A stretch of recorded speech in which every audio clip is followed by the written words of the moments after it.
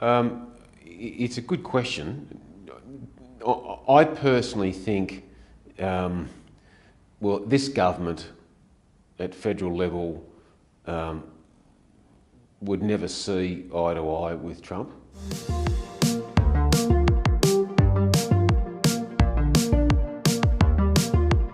Generally speaking, the stock market is now 15%. They see it eye to eye with America because they have to, primarily for defence.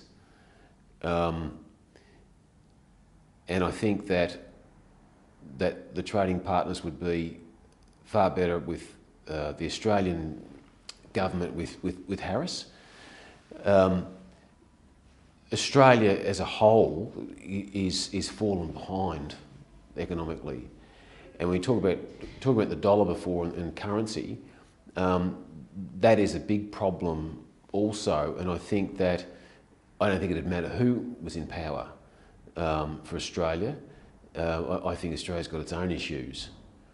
The number one concern at the moment, of course, is our trading partnerships with China and Japan. So, and that was going back to what we were speaking about earlier, I think. So it's not easy, and I think that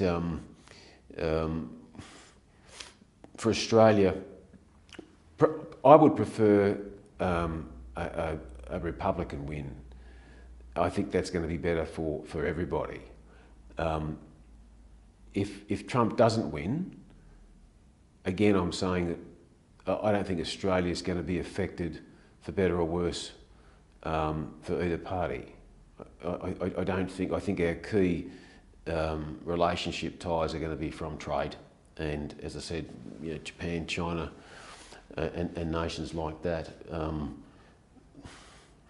Going into, you know, conflict, you'd probably prefer to be aligned to a Republican Party. I would not want to be going into conflict with North Korea, China, or any parts of Europe, Russia, under a Harris administration. That would be frightening. So one area you've got trade, which would be very positive, pro-Trump. You've got the risks associated with Trump because of Trump. You've got the Harris, which is more trade-friendly, not so much. I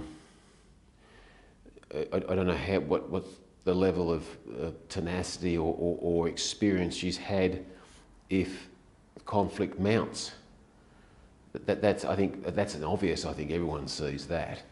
But for Australia, I don't think it's going to matter too much. I think Australia's become a lack of production issue in this country, lack of productivity.